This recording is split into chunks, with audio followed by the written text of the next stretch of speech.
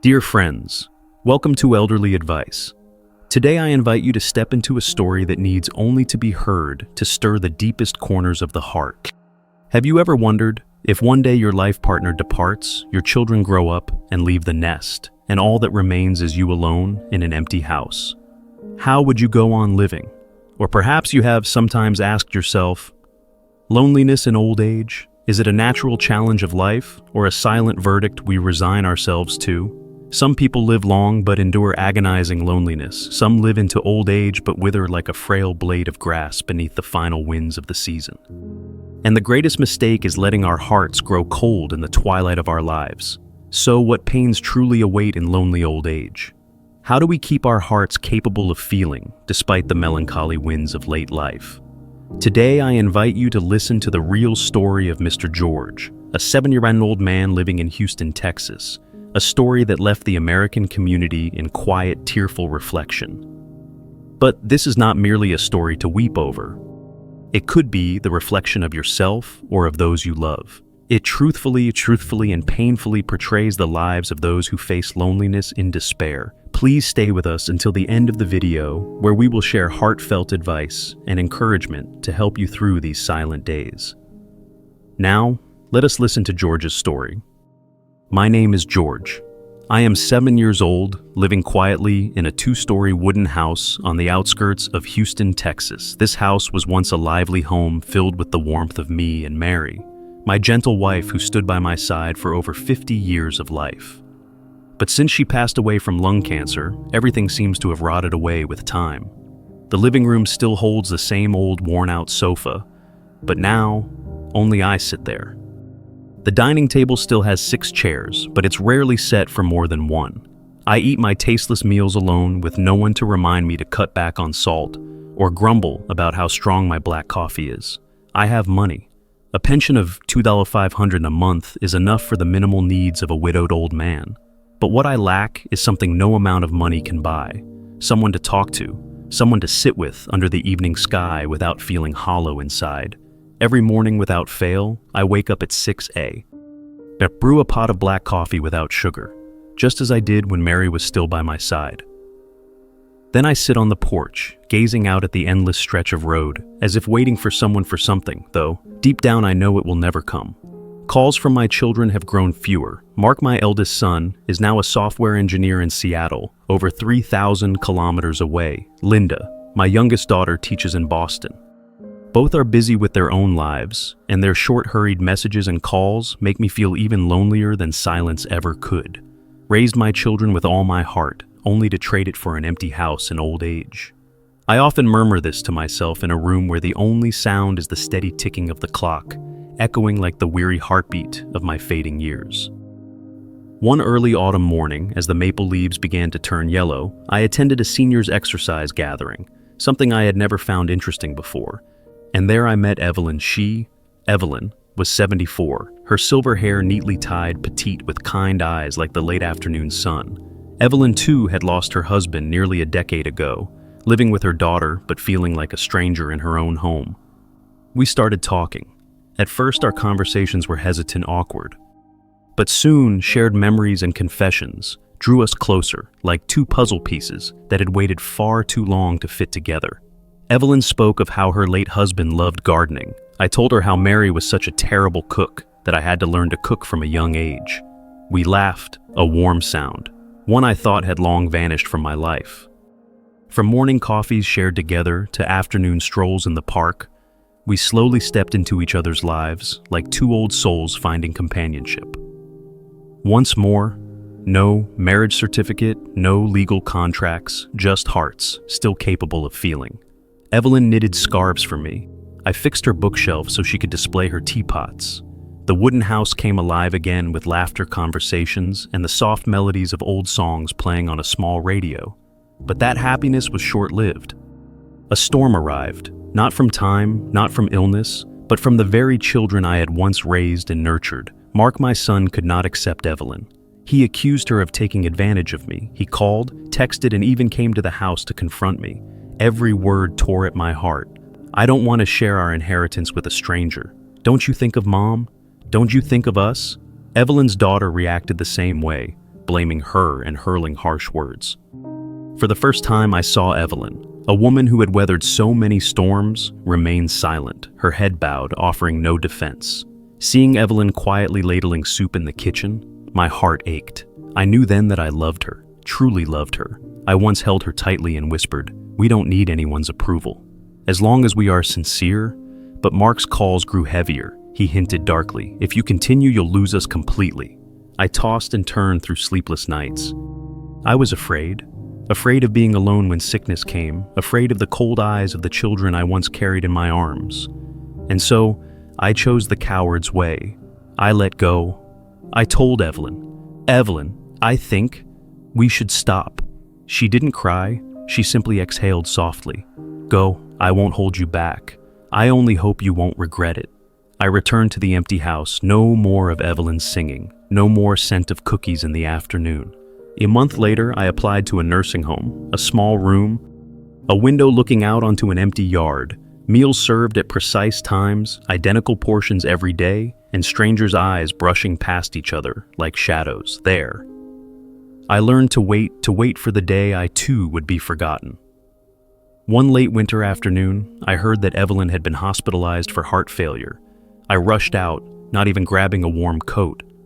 My limbs trembled like a child's. Evelyn lay there, frail, fragile. When I took her hand, I broke down and cried, "I'm sorry. I lacked courage. I was wrong." Evelyn smiled faintly, her eyes as gentle as ever. "I knew you would come, but we don't have much time left." And then she closed her eyes softly, like someone forgiving while departing. Since that day, I have lived more quietly than ever before. I don't complain, but I no longer laugh either. Every morning, I still brew 2 cups of coffee, one for me, one for Evelyn. The light brown scarf she knitted still lies draped over the chair. I have never put it away. If you're still here, please don't forget to support us by subscribing to the channel and leaving a comment so we can share more beautiful stories about old age together. Dear esteemed audience, never let weakness cause you to lose something precious. George once had everything: a family, a home, a wife who loved him for a lifetime. But time spares no one. His wife passed away, his children scattered to their own lives. And he, a man who once had a home, suddenly felt like a stranger in his own life. The elderly don't often die from illness, but from sadness. George met Evelyn, a kind, seasoned woman as lonely as he was. They found each other. They came alive again, not through passionate embraces, but through shared glances, meals together, fixing a chair, knitting a scarf. And yet in the end, George chose to let her go. Why? Because of his children's words, because of society's judgments. Because of the cowardice that kept him from the courage to protect his final chance at happiness. George thought he was preserving honor, fulfilling his duty as a father. But tell me, what meaning does that duty hold, if it only brings him cold, lonely days?